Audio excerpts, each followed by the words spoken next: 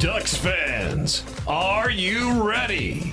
You are listening to the Ducks and Pucks podcast. This is the #1 home for Anaheim Ducks talk and analysis. Here we go. Welcome to the show. This is your host, Mike Walters, along with my co-host, Eddie Richard. And we're back with our second show, even though the season hasn't started yet, but plenty of Duck news. And as we talked about, we're going to try and do a show every week this coming season like we did in the past.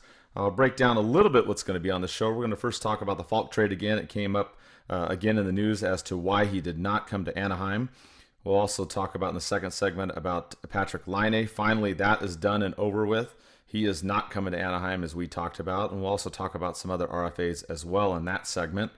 In our third segment, we'll talk about the preseason, how the Ducks finished strong, and we'll unfortunately talk about some of the injuries that they incurred as well. And then we'll move on. We'll talk about our favorite, company news website, The Score, and what they had to say about the Ducks, about being super exciting to not watch the Ducks, I guess. But we'll talk about that. We'll go into some of the waivers and roster moves that the Ducks did in the last couple days, along with what we think the possible lineup will be. The Ducks are almost down to that 23 roster spot in our fourth segment. And then in our fifth segment, we'll talk about the Western Conference, specifically the Pacific Division and who will make the playoffs. And we'll also wind up with our league news segment that Eddie likes to do to cover everything. And then, of course, our announcements at the end as well. So going back, if you didn't listen to us last week, we covered the Falk and Laine news, and we'll go with the Falk thing just real briefly. I guess, Eddie, you and I were both right. I think there was a full moon out or something, but we found out that, Falk was not coming to Anaheim, but you had talked about him wanting to be on a contending team, and I talked about Murray not wanting to do 7 years, and we found out from a couple different reports and articles out there that was the case. So, hey, you and I were actually both right on the same time for once about something. Yeah, it's kind of rare, huh? I think we should go buy a lottery ticket, and I think we might win something. I mean, if I buy a Super Lotto ticket and just win my $2 back, I'll be happy with that, because I think I only won one time when I won $2, and I was in the store freaking out about it. It was my first time actually winning a Super Lotto of only $2, but it's one of those rare things when we both hit it and we're both right. Hopefully it continues through the season. We're right more often, but I mean, you can't really win them all. Yeah, and there was a lot of fervor about that Falk rumors that came out. They were talking about Kassé being traded. Everybody had their pitchforks up and went crazy. Obviously, the trade didn't go through. He ended up going to St. Louis, a contending team like he wanted to. So we did talk more in depth about that in the last show. Again, we're not going to go over it. Just wanted to mention that those were the reasons why he did not come to Anaheim. So if you didn't hear all that, you can listen again, like I said, on the previous show. And then we also talked about Laine on the previous show, and he ended up getting his extension with the Jets. So now that rumor's over and dead. But the funny part about this, Eddie, I actually didn't mention this before we were game planning our show. I actually had some people hit me up again thinking that I was the one that posted the Laine news on social media. So if you didn't listen to the last show, or you didn't talk to me personally or whatnot, I was not the one that ran that Twitter account. I don't know who it was or who posted it. So that account is now deleted as well. So I have no idea what's going on with that. But we know that Laine did not come to the Ducks. And we mentioned that wasn't going to happen on the last show anyway. So that is over and dead with. As far as some of the other RFAs out there, some more were signed. And I know, Eddie, you wanted to talk about a couple of them. We also had a fan question about, who else will the Ducks try to go after because they didn't get Falk. So I'll let you kind of talk about some of that at this point. Well, to touch back on the Laine rumors, I don't think they're going to be dead. That fake Mike, whatever Walters he was, he deleted his account. He did what he did his job as a troll, which stirred everybody up. So I guess congratulations to him on that part. It's unfortunately you're still getting messages about that. He has the no clause, so he could be traded to any team. So I expect these trade rumors to pick up, especially if the Ducks aren't doing well and he's not really performing over there in Winnipeg. I hope, if trade rumors get picked up soon, it's going to be someone credible, not just some random account that says they have X amount of years. But about Laine, he's a really good scoring player. He's a real streaky player, though. If you look at his stats, there's multiple games that he has multi-goal games, including, I think, one against St. Louis. He scored 5 goals, but then he goes on a drought and doesn't score any. So if he starts that that little dip in production and that streaky play he did last season and is not producing enough for Winnipeg, I think the rumors are going to bounce back up. And of course, if you see his name in the rumor mill, Anaheim's name's going to go thrown out there, because anyone that gets waived or any rumors about a player getting traded, for some reason, everyone thinks they're coming to Anaheim. But so I don't expect those rumors to be dead, but I hope he has a good season over there. He's still young and he has a lot of talent. He just needs to step up his game and be more consistent. As far as the other restricted free agents, Mikko Rantanen from the Colorado Avalanche signed a 6-year, $55.5 million contract with an AAV of 9.25. I think his contract dips a little bit the second to last year, when they had to sign players like Landeskog and McKinnon, re-sign them. I think Cale Makar, there's supposedly superstar defenseman, their contract soon. So that's a good contract for both parties. So it makes the Marner contract look kind of, sorry, Toronto. And also Kyle Connor signed a 7-year, $50 million contract with an AAV of $7.142 million. I think that's a really good signing, a long-term. That kid has a lot of potential, and I think he's really going to blossom and become like an elite superstar for the Winnipeg Jets. So that kind of does it for the RFAs of the big-time RFAs. Another one that's kind of lingering out there is Julius Honka from the Dallas Stars. He's one of the restricted free agents to mention that hasn't been re-signed yet. Apparently, he asked for a trade to get out of Dallas. He wants a change of scenery and be more productive and play more, because Dallas scratched him about 30-plus games toward the final end of the season. I mentioned him. He's a right-shot defenseman. The Ducks are looking for that. They were in on Shattenkirk. They were on Falk. Unfortunately, they didn't get them. So I think this is one of the bargain Bob deals that he might try to get this guy. He's mostly known as an offensive defenseman, has a gritty style of play. However, he lacks more like the defensive responsibility, and that's something that we don't need in Anaheim. We saw that all the shots getting peppered. We need someone that can play more of a two-way game. Dallas is looking to get a mid-round pick for him. He's still a restricted free agent. He hasn't trained with the team or anything. He only had 4 points in 29 games last season, and all those were assists. It might work out. He gets more an opportunity of a team to blossom and be that, offensive defenseman he's supposed to be. But a lot of issues with defense, and I mean, I can see Bargain Bob trying to make a push for him, because they want that right shot defenseman. I think it's just going to plug up a spot for someone else that can actually be more productive, and I don't think we should take a chance on this one. Yeah, and you're going to get no disagreement with me there as well. I mean, we'll talk a little bit later about the rest of the preseason, who's going to make the roster and whatnot. But I really like what I've seen from Gooley, so I'd rather have him in the lineup, honestly, than Honka. But I hear what you're saying. If they're trying to, do some kind of mid-round pick, maybe that's something that Murray would throw out there and try to add to the defense. But I don't see him doing that. I think he wanted a little bit more solid of a guy as a right-handed defenseman. So just the name we wanted to throw out there, because we had a fan question. Someone asked, hey, is there anybody else out there that, might be on the radar? That's one that, maybe far out there, but could still be on Murray's radar. So you may look for that. But as far as the team goes right now, it doesn't look like the Ducks are really trying to make any kind of trades, at least at this moment. Not that they won't later on in the season. So, and then we talked about the preseason on the last show. The Ducks had only played a couple games when we recorded that show. After that, they actually played LA and lost 0-3 in a very frustrating game to watch, where the Ducks didn't have a whole lot going right for them in that game. And then the Ducks went on and they won the next three. They beat San Jose 4-1. They then beat LA and the rematch 2-0, and they beat Arizona 2-1. We're not really going to break down those games for you. Obviously, it's preseason. The full lineups aren't in there for both teams. And the Ducks did finish the preseason 4-1-1, which is very good. But you have to take it with a grain of salt. Like we said, you're not going with the starting lineups and whatnot. I think the biggest thing out of all this preseason that's unfortunate, Eddie, is the amount of injuries that happened, especially in the last game. Gooley and Gibson went down in that game against Arizona. Everybody was upset about that. Obviously, it looked like Gibson had some kind of lower body injury, maybe tweaked his knee or his groin, something like that.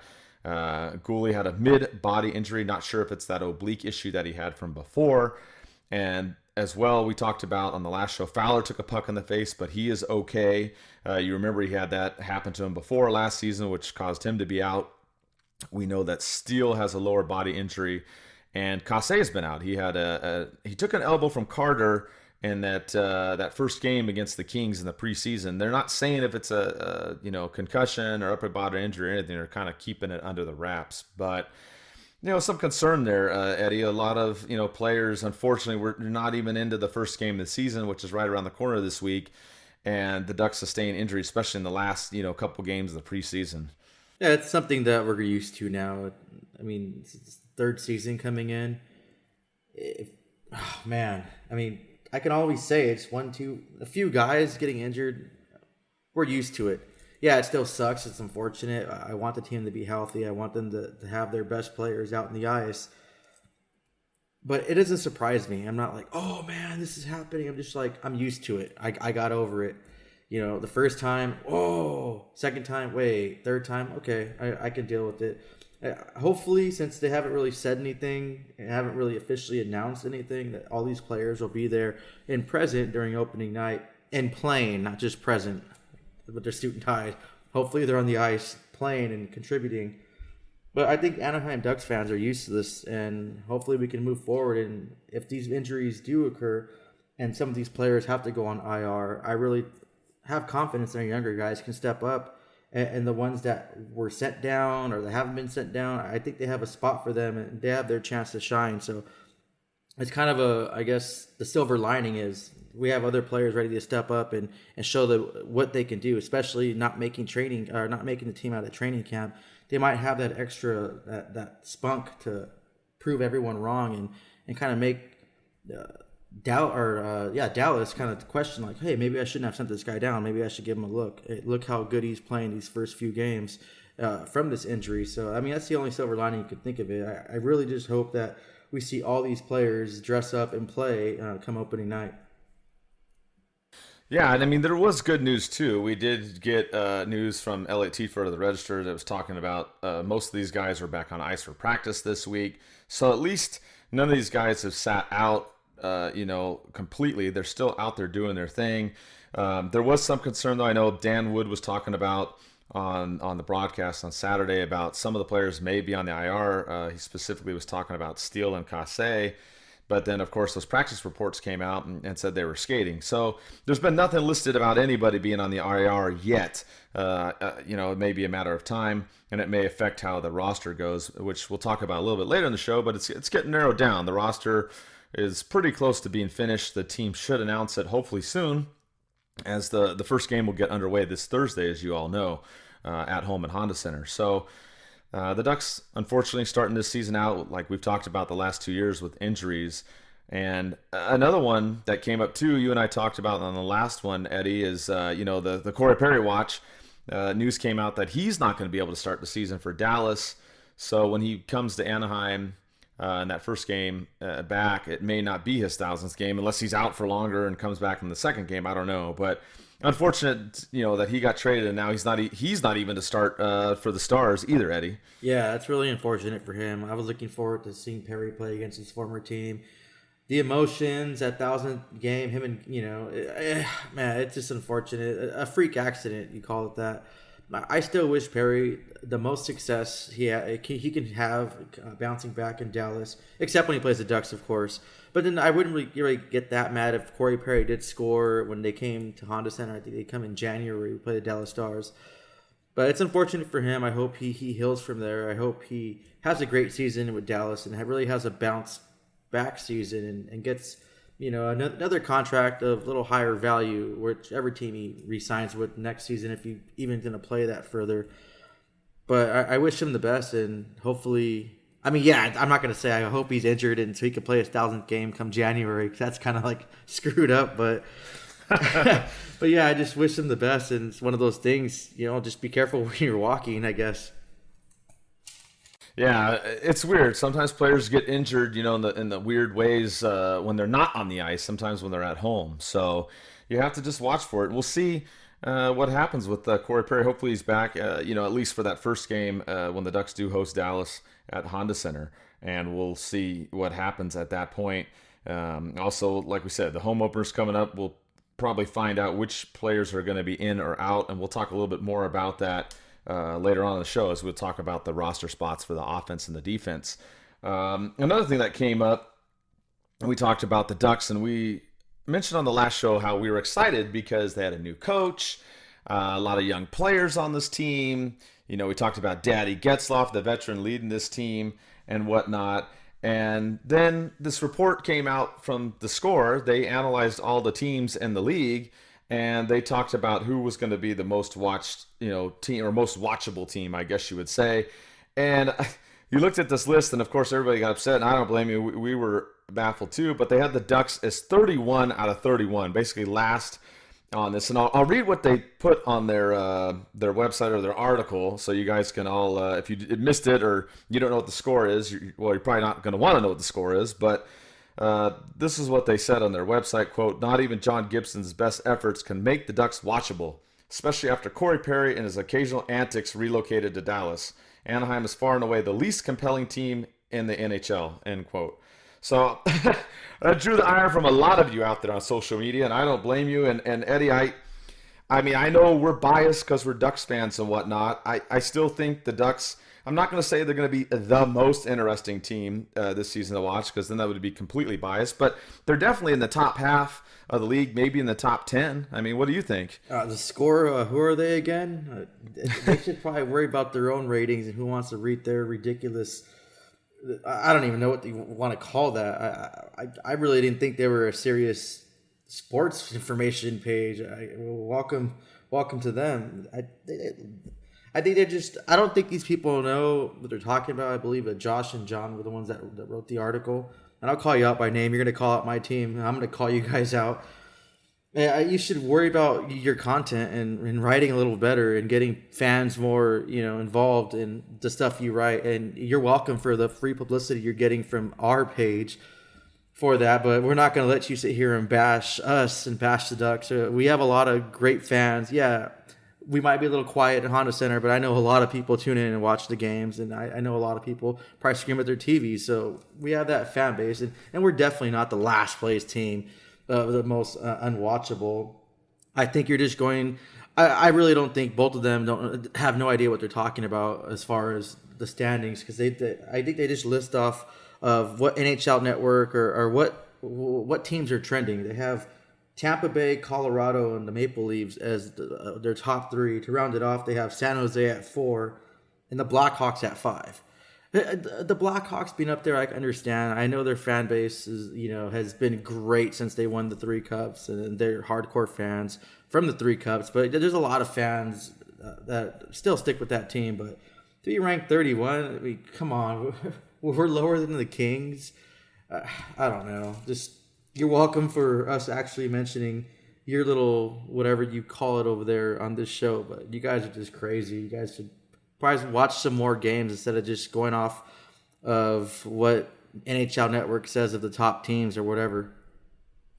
Yeah, I'd like to say the score is wrong, Bob. I'm sorry. You guys, no. I was never a fan of them anyways. I never really read much of their stuff. But when I saw that, I had to post it just so everybody can just look at the ridiculousness of that. I mean, obviously, they don't watch the Ducks. They're talking about Corey Perry. It's like, he didn't play most of last season, so I don't think he's the main focus of the team last year. We have a lot of young players coming up, and like we said, a new coach as well. So there's a lot of excitement with this team, and we'll talk again a little bit later on how we think about the Pacific Division and whatnot, where the Ducks will land up. But no matter what, I think this team is going to be intriguing to see, and they're, like I said, they're going to be in the top half of the teams that you want to watch. So the Score, whatever. I'm over them, and they'll never be a sponsor for us. That's for sure, Eddie. And that kind of leads into our little segment here that we're getting new sponsors this season. We still have Cool Hockey as one of our sponsors. They're giving away gift cards every month to our Patreon members. Patreon.com/DucksNPucks, where you can get a jersey from them. Any team. We hope you get the Ducks, but you can get any team you want from them. We'll be doing that every month, along with game tickets as well to Patreon members. We also have El Ranchito again, and like we said, we'll be doing watch parties and whatnot throughout the season. And we have a new one that came in, and they're actually sponsoring this show. If you haven't heard of them, they're called Bar Down Breaks, And you can go to their website, bardownbreaks.com. And this is kind of a little spiel that they gave me, and I'll kind of elaborate on what they do. It's kind of a cool thing if you're into hockey cards. So here's their little spiel. They said, do you collect hockey cards, or are you just trying to get started? You can join the great card collecting community over at barbreaks.com. They give you the opportunity to get great cards at a fraction of the price. You can get autographs, game-worn jersey cards, stick cards, and coming from basically any of the biggest stars from the NHL. And you can increase your chances of getting a big hit or buying into a hockey card box. And basically you can get big name players for, a fraction of the price, as they talked about. If you want to do that and you want to check it out, you can use code DNP10 for 10% off your first order at barbreaks.com, which they talk about is dishing out bigger hits than Josh Manson. So it's something to check out. The way it works is they have boxes of cards. Instead of you going and buying the cards and trying to, get whatever ones that you want, you can go in there and bid on these cards, and basically you put in for the team that you want. So if you want the Ducks, you put in for the Ducks. And what they'll do is get everybody together. Everybody puts in for different teams. They'll open up the boxes. Sometimes they'll do the reveals online and on social media. And basically in that box with those group of cards, you get every single player's card for that team in there. So it's pretty cool. There's some cards out there, like there's a Gretzky card I was told that's worth, over $5,000. So, it's pretty exciting. You can go on there, put in the teams you want, if you want the Ducks or you want some other team, and it works out pretty good. So check it out, barbreaksdown.com. They're sponsoring the show this week, and check it out if you like hockey cards. With that, we'll go into basically the second half of the show. We'll talk about a lot of the roster moves that came up. There was a scare. Carrick and Sprong were sent down on waivers, and people freaked out, and then they both cleared the waivers, so everybody was not stressed out as much. But there was a lot of emotion about this, Eddie, when obviously not about Carrick, but Sprong. People were really stressed out when he got sent down. And a lot of surprise, but then there were also people saying they weren't surprised. What was your take about Daniel Sprong being sent down to waivers? I was a little surprised. I thought he would be one of the players that would make a significant jump this season. I saw his videos training hard. He really put in the work, but like Dallas Aiken said, the best player is going to play, no matter what your role on the team is. Whoever earns a spot is going to be the best possible player, and unfortunately for him, there's other players that are outplaying him, which is good. Competition is good. These players are really going to earn what they get next season. I'm glad no one picked him up. Someone asked the question on DucksNPucks on Twitter. I totally forgot the name when you asked that, but we responded. I'm not sure if Murray went out and tried to make a trade happen. Maybe he saw what other teams wanted or needed, and he just kind of poked around. Or maybe he just decided, like, hey, I'm just going to be quiet about this, not really publicly broadcast that I'm going to put this guy on waivers or he's on the block, because we all know some certain teams will throw names out there like, hey, he's on the block, and everyone goes crazy. And I think he was just kind of hoping to put him on waivers so no one can figure it out and know he can just pass right through, which he did. So, people had their pitchforks up, others left their pitchforks in the closet, other people had their pitchforks at low ready, not knowing what to do. But regardless, if he would have got waived, or if he would have got taken by another team, we definitely would have lost that trade when we gave up Marcus Pettersson to the Pittsburgh Penguins, who re-signed a 1-year, one-way, $874,000 contract approximately. He's having success as a top 4 defenseman on that team. He also scored 19 points last season, 2 goals and 17 assists in the 57 games he did play with the Pittsburgh Penguins.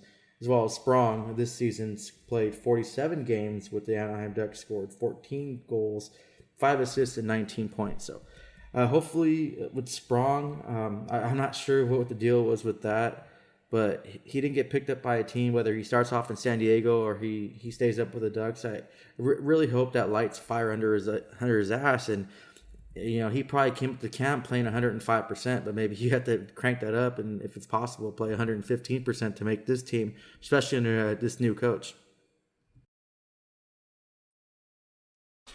Yeah, like you said, Sprong has some moves, he can score. He has some shooting ability. A lot of people got upset.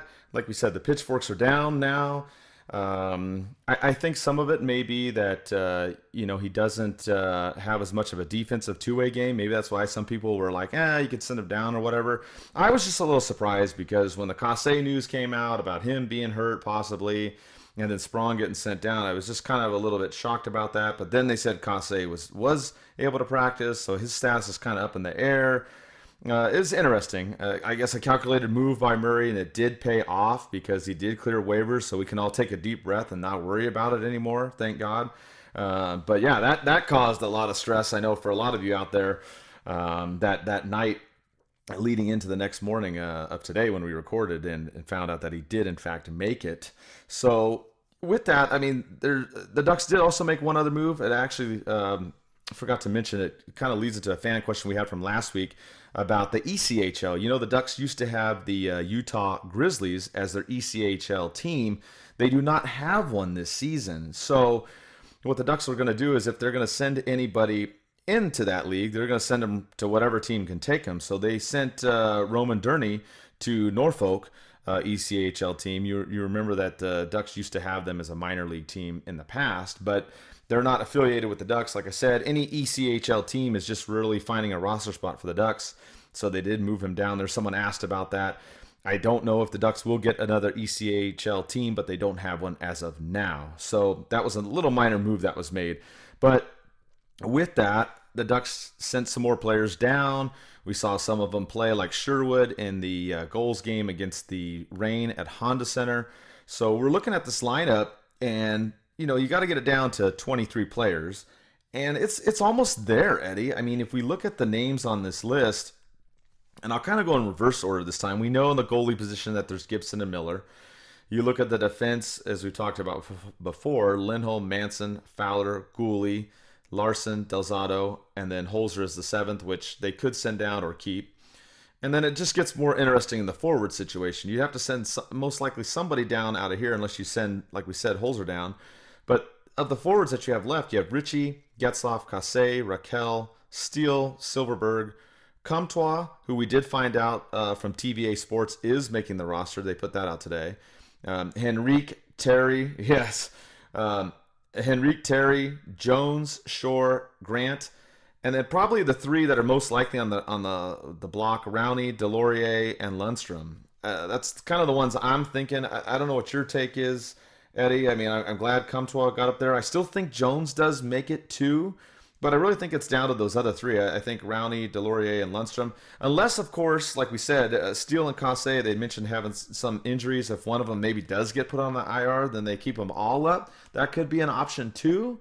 So you might have to look out for that too as well, Eddie. Yeah, it's one of those things. You have no idea what the forwards are, what they're going to do and who's going to earn the spot. Like I said, the best player is going to earn. And there's nothing wrong with the Ducks going with 6 defensemen. They can always recall someone else if they need to. It's not like they have to fly someone. It's probably, from San Diego to Anaheim in traffic, probably get there in a day or two. I'm just playing.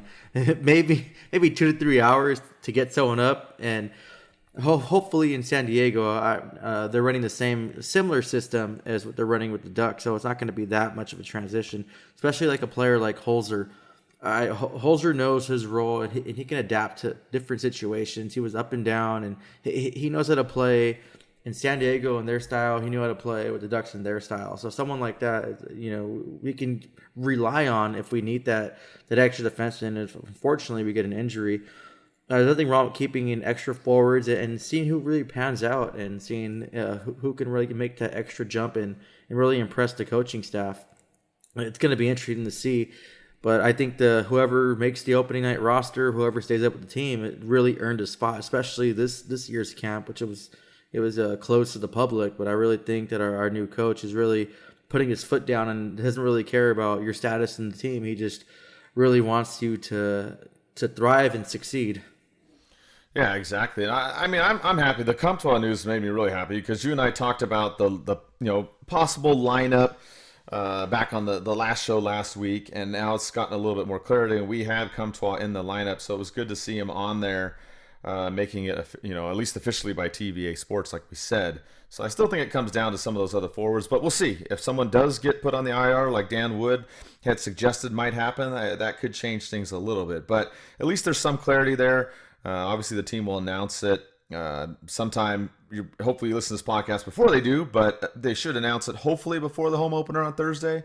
And one little other note too, they do have a new bag policy too as well at Honda Center. So make sure you check that out. They're putting that out there that they have a clear bag policy for all the events, and they have a little graphic with approved bags and non-approved bags. It's on the Honda Center Twitter account. I'm sure it'll be on the Ducks website. So just prepare for that, folks, when you go to the games now. Obviously, we have the metal detectors, just kind of the way of the world now, unfortunately. But they have that policy with the clear bag. So just check for that info on there.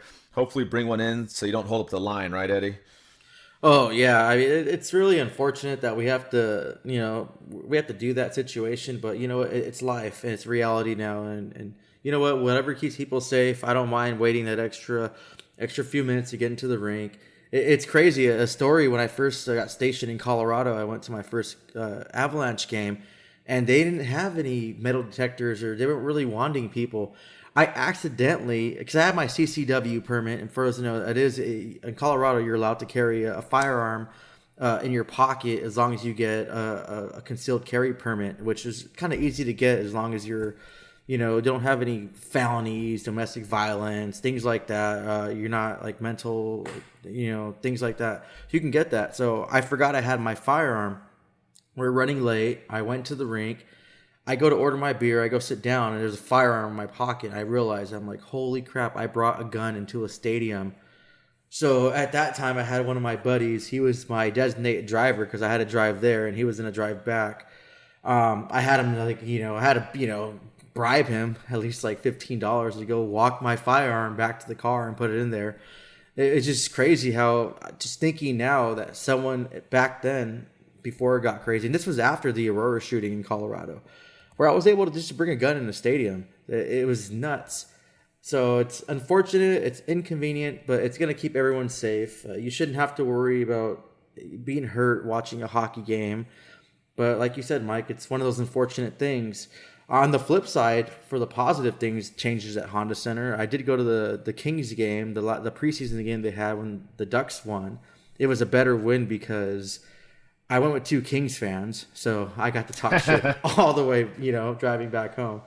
But they actually have like dividers in the urinals now, and I mean, yeah, it's no big deal for adults, but there's a lot of children that use the stalls, and I know everyone's not perfect, and there's a lot of like disgusting people out there, so I like seeing like the dividers in the stall, so you can't really, like, if a child's doing their business, someone that's not of good character can't exploit that. So I like seeing that. And there's more urinals too. The ushers are still amazing and polite and friendly. Like, they're awesome people. There was more Anaheim Police Department, and shout out to them keeping Anaheim safe, and they're always like friendly and talkative and approachable. So I did like seeing more police presence at games. It makes you that much safer. The new seats, I like the new seats. They're amazing. They're so comfortable, and they're nice. And I really can't wait till the Honda Center Arena is fitted with those. They're just beautiful, like way better than Staples Center. So, Staples Center. The only bad thing I can say that changed at Honda Center is what I've been crying about from last season and this season. The beer prices went up. Yes, I know it's like 75 cents or something, but I don't know, like $16.25 sounds better than spending $17 on a beer. It's just me. Yeah, I kind of went off on a different tangent about talking about the Honda Center changes in the policies, but that's things I noticed. But hey, we're all going to be safe. I'm going to have to get a third job, making more money so I can buy some more beer at Honda Center. So, oh well, maybe DucksNPucks plastic flask. Yeah, we talked about the beer prices before, and we already knew. I mean, they're crazy every event you go to. So, I mean, it is what it is. That's why usually you pregame it somewhere else. I mean, that's all I can really say. I'm not putting anything down against Honda Center, but I mean, that's just any sporting event you go to. You know what you're getting when you go in there. And I mean, yeah, you're paying for the beer, but you're also paying for the facility, you're paying for the team, you're paying for a whole bunch of other stuff, and you got to pay the salaries of the ushers and the security and having, Anaheim PD and everybody else there. So it is frustrating though. It's not Vegas. So, I mean, I remember one time I went to Vegas. I was on leave from the military. I went with my ex and then my buddy and his fiance now. And I was like, hey, we went to the Eli Roth, his brand new like scary bar. If you guys don't know who Eli Roth is, he's a director or producer that does all the horror films. So I was like, cool, yeah, let's go to that bar. It's gonna be cool. Like, oh, let's all take a round of shots. And they wanted Patron, which I'm not a tequila guy. I don't really like it, but I took it because it's like majority rules. So I was like, hey, I got the first shots. They're on me. So I ordered 4 Patron shots. I got my bill. $105 for 4 shots. I'm like, oh man. And then I get a beer thinking like, okay, I spent that much money. I'm just going to get a beer. I'm thinking about, okay, maybe $11, $12 a beer. No, it was like $24 for a tall can. I'm like, oh my God, I'm never drinking again until like 20 minutes later. Yeah, it's crazy, man. Like you said, the prices are nuts. As far as any sporting arena. But yeah, that's insane. 4 shots, $100. That's just crazy. So you got to pregame it. Find somewhere else to do it. And please, if you pregame it, don't drive to the stadium like that. Get a Uber or a Lyft. Same thing when you're going home. I know we got a lot of those options now. So make sure that's my little. Whatever you call it, public service announcement there for the show. Use Lyft or Uber if you're gonna drink before the game or at the game and head home. So or a taxi if people don't like it, you can do a taxi too. You can go old school. That's what I had when I grew up. Now date myself a little bit, but don't ride a horse to Honda Center if you're drinking too, because apparently I just found out you can get a DUI on a horse in California. I didn't know that. That's true. You can, and you get it on a bike too. So be careful. Be careful. One little other news that did come up too, I'll just kind of interject in there too, is that the AHL is expanding. They're getting a team in Palm Springs, and it's going to be the Seattle affiliate. Eddie, what do you think about that? Love it. I love more hockey teams in this area. Hockey in the desert has thrived. Look at Vegas. Look at Vegas. No, but you know what? Congratulations to them. It's going to be fun. Another road trip for Ducks fans can go to. Unfortunately, I haven't been to the one in San Diego yet. Bad on me. I'm a bad fan. I'm really going to make my way down there this season, especially my buddy who I live with. He's a Kings fan, and he was telling me, like, we went to the Kings game. He goes, like, man, this is like, he goes, I forgot how fun hockey is. I want to go to more games. And he wants to go to the Ontario Reign game. We live close to that area. So I was like, oh yeah, if you go to the Reign game, we should go to San Diego when they play the Reign. He's all for that too, a trip to San Diego. So hopefully I get out there and hey, we have a new. He's a hockey fan. Hopefully I can convert him. But I would love to take a trip to Palm Springs. Haven't been there since middle school. I went camping up in the mountains up there. So it'd be a little fun. Congratulations to them. Hopefully they have success, except when they play the goals. The thing that caught me there is you said you hang out or no, you live with a Kings fan. I don't know if I could do that, Eddie. Like, man, you're a braver or more man of a man than I am. I don't know. having to live with a Kings fan. I mean, I could take probably any other team, but the Kings how does that work? It's family. I've known his cousins since I was 3. We all grew up together, so we're all family. Okay. He likes football more and basketball more than anything. So last season he was a good sport. He watched all the playoff hockey with me. I watched a lot of the Avalanche games when they played, and we had a little deal. Like, hey, he'd watch hockey with me. I'd watch basketball with him. So it wasn't too bad watching playoff basketball. Besides, the last 2 minutes of the game taking like 40 minutes because all the timeouts, but. Yeah, and he had fun going to the Honda Center. He liked it. He loved how convenient it was, and he said it was a different atmosphere. It was a little more. I guess he said in LA it gets a little more hectic, like when you're getting out of the arena, things that. So LA traffic sucks. He did like the jerseys though. He was like, hey, you know what? I hate the Ducks, but their jerseys are pretty nice. I like them. I'm like, oh, thank you. I'll be sure to pass this forward to anyone who cares about a Kings fan that likes the jerseys. Well, at least he's somewhat family, so that works. But Palm Springs, I know some people I saw, they were like, Palm Springs, like, kind of like question mark. I'll have to tell you, I went there about a year ago, and they're actually developing a lot down there. They're building a 10,000 seat stadium there. They building hotels, all kinds of stuff is going into the downtown there. So it's up and coming. I know some people are like, oh, it's a smaller population and older community, yeah. But they're going to get people to turn out there. You watch and see. It's been changing around there. The downtown area has gotten much improved in the last couple of years. So I'm excited. Even if they're Seattle affiliate, I'm sure some of the Kings/Ducks fans will go over there and check out the games as well. And it's good. Hockey's expanding in SoCal, so even if it's not the Ducks and it's someone else, I'm all for it. So good news that the sport keeps developing out in our region. With that, I guess we'll finally shift gears. We kind of went off on some tangents, but we wanted to fill you up with some other information as well. But we want to talk about the Pacific Division a little bit and how we think it's going to shake out.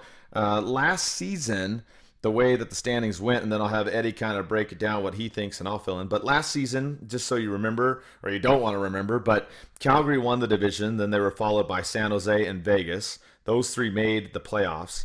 Then you had Arizona just on the outside. Then Vancouver, the Ducks, Edmonton, and LA last place. So with that and some of the changes, Eddie's going to talk about some of the adds and subtractions of some of the teams and where he thinks these teams will fit out. So break it down, Eddie. Well, you know what? I'll start off by the first place team and work my way down. I will skip the Ducks, and we'll talk about that last because we're going to want to talk about the Ducks a little bit more than all these other teams. But starting off with the Calgary Flames, they had 101 points last season. They were first in the division. That was their best season since 1988. And that season, I believe they won the Stanley Cup, and they had that good season. They were taken out by the Colorado Avalanche in 5 games, which my second team I follow was the Avalanche. I was happy about that. They did add Cam Talbot and Milan Lucic to their roster this season. They lost Mike Smith, Hathaway, and the not so real deal, James Neal. Giordano. You know what? I don't even want to say his name correctly because he hurt Cam, and yeah, Giordano. He won the Norris last season. Good for him. But at his age, I don't think he can sustain another season with that caliber of play. I can't see them finishing at the top of the standings. A lot of their top players, got hot and had career seasons. Especially players that you couldn't see having those career seasons. So I really don't see them sustaining that level of play all season. And to rely on a goalie like Riddick, he's a great goalie, and he did a great job stepping in. I can't see him spending full time, and he's a question mark. If he does, good. If he doesn't, who knows? Correction. I think Calgary had 107 points. Sorry about that. My notes are my writing's ugly. But back to that, I don't know. He's a question mark about goaltending and defense. You have your Norris caliber defenseman going on 36, 37. I just don't know if he's gonna be able to sustain that. So we're gonna have to wait and see on that one. I don't think they're gonna be first place.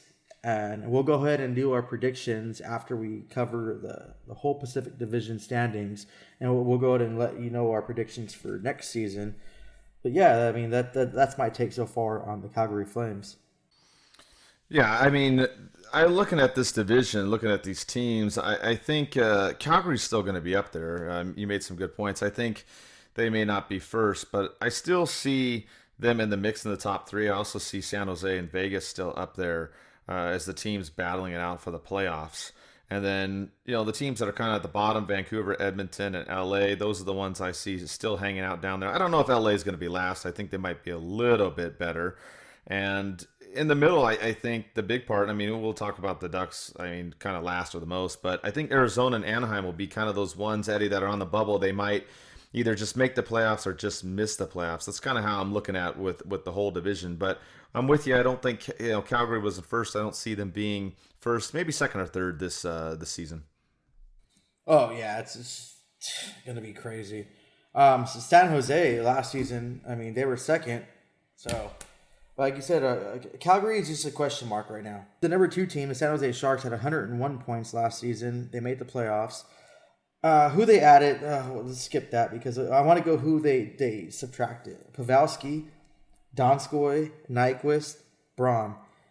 I don't know. They took away Pavelski, which was really questionable for me. He had a great season. And I know he's going to tear it up in Dallas. He's one of those players that's probably one of the best, if not the best in the league of those tip-in goals. He just has that hand-eye coordination to no matter how bad of the shot is or the angle of the shot, he seems to get a piece of a stick on it and he scores. It's just nuts. I can't believe they let him go. They signed Erik Karlsson to an 8-year extension. He's Erik Karlsson. He's going to be that caliber defenseman. He's going to be their all-star player, and he's going to have a good season. What I'm really banking on, and I say banking because it sounds kind of weird, but LeBanc, he has that 1 year, $1 million contract, and he's kind of out there to try to prove something. So yeah, but one thing about San Jose, I want to finish off with San Jose. As good as the team they were, they won, that second place. They were the worst in the league in save percentage with a .889. Yeah, I mean, San Jose, like you said, they had some subtractions. I still think they're going to be up there, though. I still think they're going to make a run, at least in the top 3 of the division, along with Calgary. Calgary, I think, though, might come down a little bit. Have to see how they play. And then I think you're going to talk about Vegas next, but I think Vegas, they might be a contender to try to go for first in the division. Yeah, I'll go ahead and speed up this a little more for Pacific Division standings. We don't really care about them unless your name's the Ducks.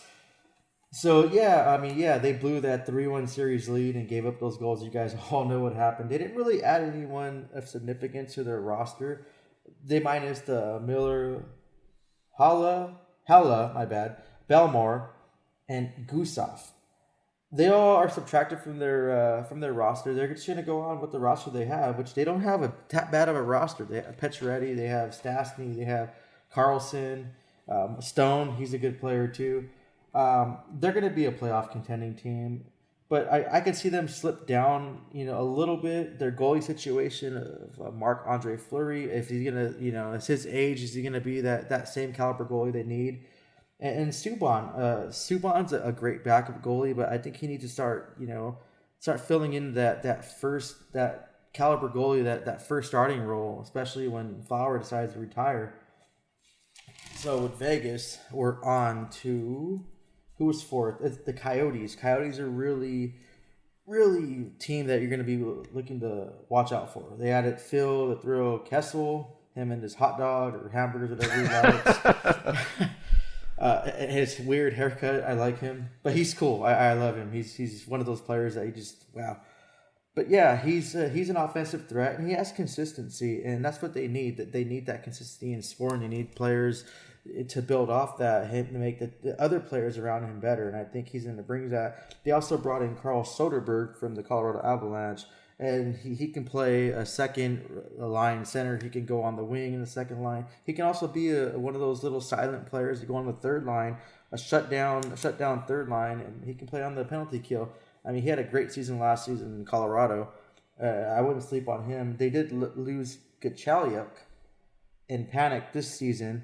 They're going to be one of those teams that might surprise everybody, and they're going to give a run for everyone's money, and they might sneak into the playoffs. They're one of those teams that are going to be interesting to watch, and you can't be mad at them getting into the playoffs. So, up next, the Vancouver Canucks finished with 81 points, fifth in the division. They added JT Miller, Ferland, Tyler Myers, Jordy Ben. They lost Hutton, Granlund, and Poulat. I can't see them making the playoffs. Markstrom really upped his game, and I think he's going to be their starting goaltender. He's going to really make a difference. It's just they added a lot of veteran guys to a team that they don't really know what's happening yet with their team. They have a really talented group with Besser and Pedersen. But to add that caliber of veteran presence when you don't know what your team is, it's kind of still in the rebuilding phase. So I can't see them making the playoffs. But like I said, we'll go over that in a little bit, and then we're going to talk about the sixth place team. Oh, we'll skip that because we'll talk about that last because that's the Ducks. And then the seventh place team is the Edmonton Oilers.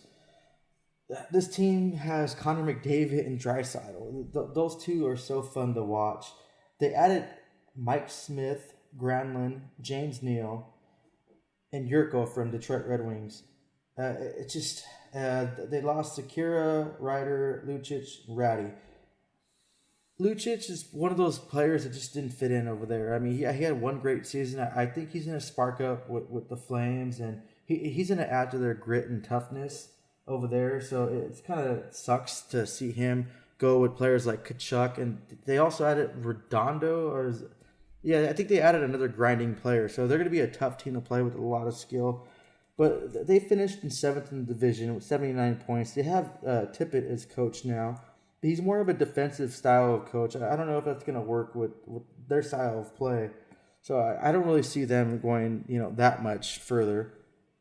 And then now we're going to go on to the Los Angeles Kings. They finished with 71 points, 8th in the division. They have Todd McClown as the head coach, but they minus Phaneuf, which improves their team significantly.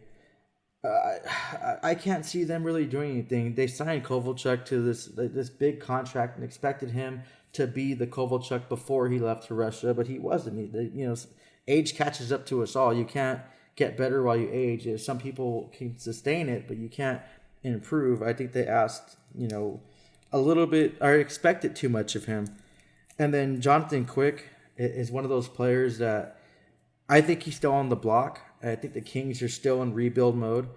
They haven't really done anything to improve their team. Players like Trevor Lewis and Austin Wagner, they're probably going to be bottom 6 players, but I could see them making, a significant jump in points productions.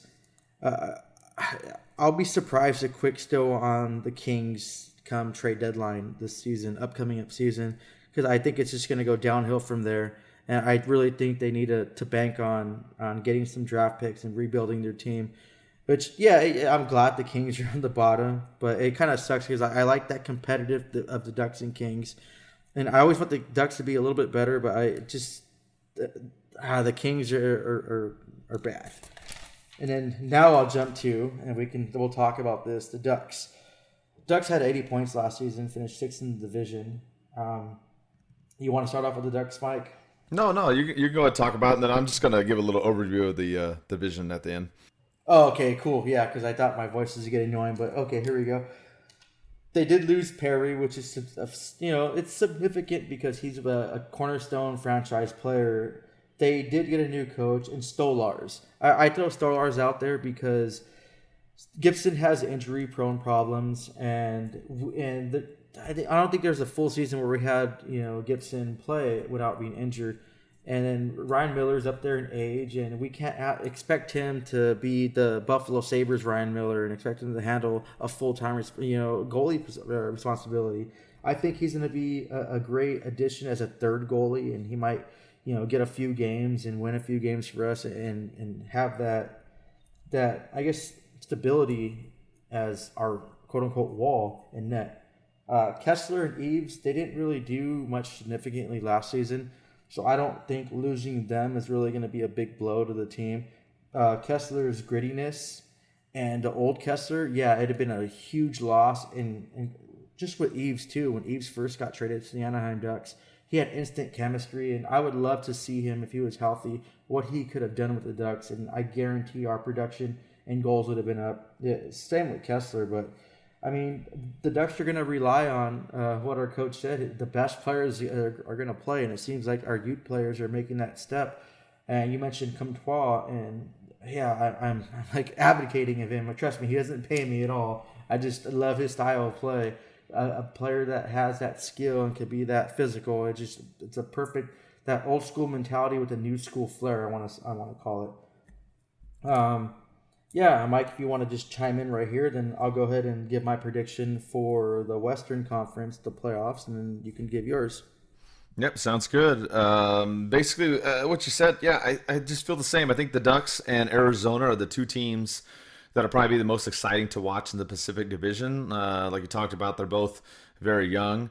Obviously, with the Ducks, a lot of transition. As you mentioned, there's no more Patrick Eves. Kessler's out as well, as we know, for at least the season with him. And the Ducks are going to have to rely on the youth. I mean, you look at that forward pairing, or at least the lines that we talked about. There's not a lot of senior players on there. I mean, you got still young guys like Raquel and Silverberg are still younger players. The most senior people you have on there really are Getzlaff and Henrique, which we had an article about Henrique and how he's going to have to help mentor as well on this team. But you have a very, very young forward group. And then on defense, we talked about the top four, Lindholm, Manson, Fowler, and then who's going to take that last spot. I think right now, I thought it was going to be Gooley the way he was playing those last preseason games. And obviously, of course, he got injured, so we don't know what exactly his status is. So maybe Larson jumps up there. But for the Ducks, they just got to play better defense and play better regardless what goalie's in there, whether it's Gibson or Miller or Boyle or Stolars, whoever. They got to take care of the puck and not allow so many shots on goal. That was a huge, huge problem last season. That really sunk this team. And I mean, the team ended up 2 games under 500, which I mean is not terrible. But you look at the goal differential; they were minus 52, which was the worst in the division except for the Kings. The Kings were minus 61. So that's got to improve. They've got to do something better in terms of that and helping out their goalie and eliminating those second opportunities. But like I said, I think the Ducks or Arizona, one of them could maybe squeeze into that third spot or a wild card spot. We'll have to see how the season goes. I still think Calgary and San Jose and Vegas will still be up there somewhere in the mix. And like you mentioned, the Kings, Edmonton not doing too much. Edmonton, I was kind of surprised. They had done well before, and then they fell down last season. So they might jump up a little bit. But Vancouver and LA, I don't see as much. So that's kind of what, just a brief summary of the Pacific Division. I'm not going to beat a dead horse about the Ducks because we've talked about the Ducks the last couple shows. But that's what we're looking at there. I know Eddie's going to mention a little bit about the Central, who he thinks will make it out of there. And then I'll chime in a little bit on that as well. Yeah, I think it's unfortunate, and I have Nashville atop my list in the Central. Boo! I really think they're going to win the President's Trophy as well. They're stacked. They have Matt Duchene that can play that second line center, which he can play a first line role. And Matt Duchene is the type of player that kind of makes everyone around him better. He creates opportunities. He can score. He can set up plays. He's just a really smart hockey player, and it was really unfortunate him going to Nashville. But I could see them taking number 1 in the Central. To round it off, I have Dallas at number 2 and Colorado Avalanche at number 3. For the wild card spots, I have St. Louis getting in there. I think they're going to have a little bit of a hangover, which as they should, winning the Stanley Cup. It should be a little bit recovery time for as much as they partied. And then I have Anaheim taking that second wild card spot. If they don't play their cards right, I think Arizona can steal it from them because they're, like you said, they're a fast, young, and energetic team, and they're hungry. Yeah, I agree. I think the only other one I would throw in there, I know you talked about Nashville being up there again, which of course we all can't stand Nashville. I don't know what we can't stand more, the Sharks, the Kings, or Nashville, but whatever. Oh, Mike, sorry. Yeah. I shouldn't have mentioned Nashville now. Now they're probably going to listen to this podcast and put a banner about, because I said they're going to win this President's Trophy. Like, DucksNPucks said we're going to win a trophy banner. Like, oh, man. Oh boy, all those banners! I love when all the Ducks fans make jokes about those. Oh my God, that's hilarious on social media when everybody just makes a banner to make a banner. It's hilarious. But yeah, you're right. Now that we said that, crap, they should hang one up. Whatever. But they'll probably be up there again, like you talked about. I don't know if they'll be first, but they'll definitely be up there in the Central. Like you said, I think St. Louis might have a little bit of a hangover too. Dallas and Colorado are upcoming. The only other team I'd watch out for in the Central would be the Winnipeg Jets. Like we said, Patrick Laine's back on the team. He didn't go anywhere. Kyle Connor signed that big deal. They've got a pretty good core there, and they did well last year. They were 1 point shy of 100, so I could see them being in the mix as well. So it's going to be exciting, though. I think the Western Conference will be fun to watch. There'll be some teams that are going to be vying on the edge, like we talked about, Arizona, the Jets, the Ducks, of course, as we said, and it'll be fun. And on the next show that we do, we'll talk a little bit about the East on that one. We won't cover it on this one, but we have just a little bit of a couple league news things to cover, and we'll wrap up the show. I know one thing that Eddie and I both like is that Green Day is now partnering up with the NHL.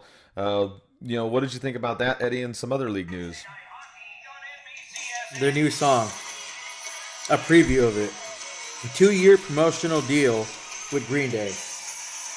I love Green Day. That's like one of my favorite bands, and it's cool. They're gonna have that song. The preview of that song was released last night, but they're gonna have, I guess, a promotional thing with the NHL. They're gonna have that song for every Wednesday night rivalry games, even though some teams that play aren't rivals. But I love it. I think it's good for the game.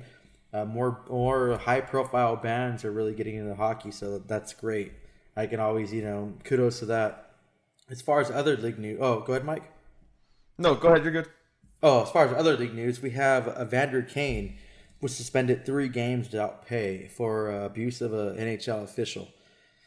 This is kind of like weird to me. I don't like San Jose Sharks. We all know that.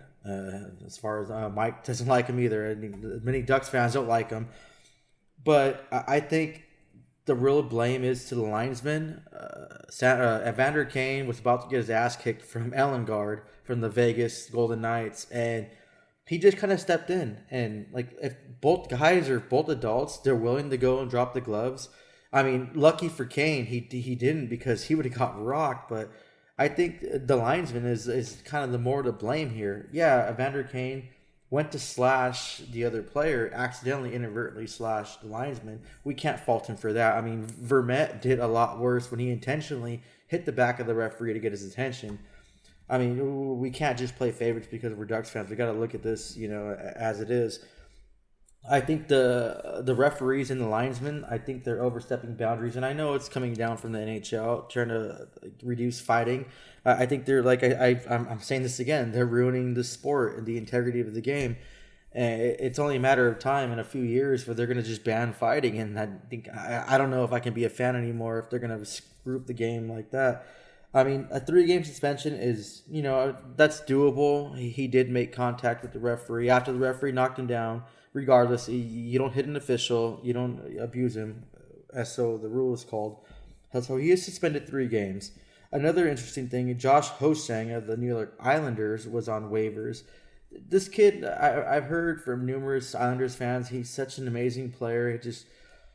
He thinks the world's against him, and he likes to talk and thinks he's better than he is. And I think he's a locker room problem. And yeah, when you're someone like PK Subban, you can be a locker room problem because you have the skill to back it up, and any team will jump at you to get you.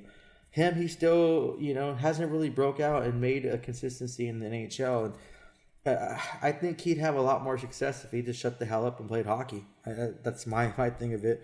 Moving on, the St. Louis Blues released their Stanley Cup championship ring. It looks nice. I can't wait till the Ducks have their second one. If you guys haven't checked it out, check out St. Louis's page. They pay tribute to the players, to the city, to the little girl that was an inspiration to their city.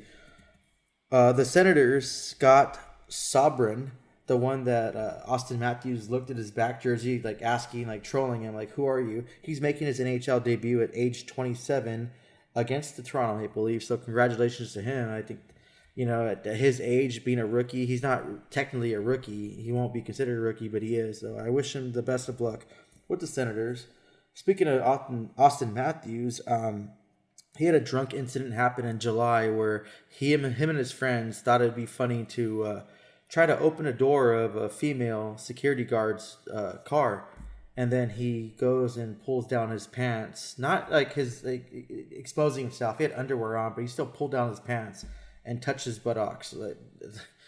Yeah, I get it. You're young, you're drunk, and trust me, I've probably done a lot worse than I'm drunk. Man, call the cops right here. I'll confess, but you're a professional athlete, and the way you acted, you just acted like an athlete. You didn't act like a professional at all. And then I get it. We all do dumb shit when we're drunk sometimes. People that do drink. But you lied and you hid it from your team and organization, and they found out after. You don't deserve to be a captain at all. And if the worst thing that Toronto can do is put that C in your jersey, and not because of your actions while you were drunk, is your actions after. You just try to sweep it under the rug and act like no one was gonna find out. And that's my only issue with that. I have no, I get it. You were drunk, having fun. You're a superstar. That's cool, but once you make a mistake, it takes a real person and a real professional to own up to it. Even as a man, like you are an adult. I mean, there's children that are 5 that probably own up to the mistakes, telling their mom or dad what they did, or they stole the cookie from the cookie jar. So that's enough with that rant. And lastly, to end the league news, is Nashville. The Nashville Predators came up and posted their shoulder patch for the Winter Classic. So congratulations to the elementary school kid that drew up that patch. But I don't even know if an elementary school kid did that. I don't know, Mike. I sent you the picture. I think it's terrible. I think it looks just. I think it's ugly. Not because they're Nashville. I mean, because they're Nashville looks that much uglier. But I don't know. What are your final thoughts on to wrap up the league news or any of the league news that we talked about? Yeah, I mean the patch by Nashville is uninteresting at best. You know, it's just kind of average. It's I don't know, it's not terrible, but it's not really anything to me. But again, it's Nashville. You know, they'll probably hang a banner for having a patch now. I mean, who knows? I mean, that's the way that they do things, right? So, you know, whatever with Nashville. But you know, the one thing like you mentioned just in all that league news that kind of bothered me was the Austin Matthews thing. I mean, you know, yeah, these guys are young, and I know you do stupid stuff when you're drunk. I mean, like you said, you've been there before. I've been there before. I'm sure people listening here have been there before. But you know, when you do stupid stuff, just own up to it. You know, though that's the worst thing you can do. Stuff's gonna come out. There's all kinds of other news about people lying out in the media right now, and I'm not. This isn't a political show or a world news show. I'm not going to go into that. We stick to hockey, but I'm just saying that stuff happens all over the place, and in this day and age, you can't hide stuff. There's just social media is everywhere, and you know, mistakes will happen. I get that, and I can forgive someone for a mistake. But when you're caught with your pants down, and he literally was caught with his pants down, I mean, you just got to own up to it. Just own up to it and move on. Because the other thing is as a society, at least in the United States, a lot of us, you know, something's big news now, and then it's, you know, gone the next day. I don't know how it is in all the other countries, but at least here in the U.S., that's how it is oftentimes. So just own up to it and move on. So kind of an unfortunate situation there. But yeah, we'll wrap up the show. Another long show, about an hour's worth of show. Just give a couple quick announcements here before we wrap it up. We, like I mentioned before, we have a watch party at El Ranchito in Orange. October 4th, Columbus Day. I know some of you have it off. A lot of you want to go. It'll be at 10 a.m. Kind of crazy, but we'll hope to see you there.